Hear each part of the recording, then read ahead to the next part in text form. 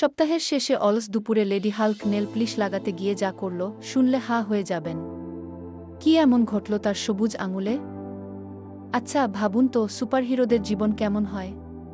শুধু মারামারি, নাকি তাদেরও আমাদের মতো শখ থাকে? আজ শুনুন লেডি হাল্কের এক অসাধারণ বিকেলের গল্প, যেখানে শখ হয়ে উঠল মহা মুশকিল। লেডি হাল্ক, মানে হাল্কের বউ, ড্রয়িং রুমে বসে নেল প্লিশের বোতলটা হাতে নিল। নর্মাল মানুষের জন্য এটা সহজ, কিন্তু তার বিশাল সবুজ আঙুলগুলো যেন অন্য গ্রহের। প্রথমে বোতলের ক্যাপ খুলতেই যুদ্ধ।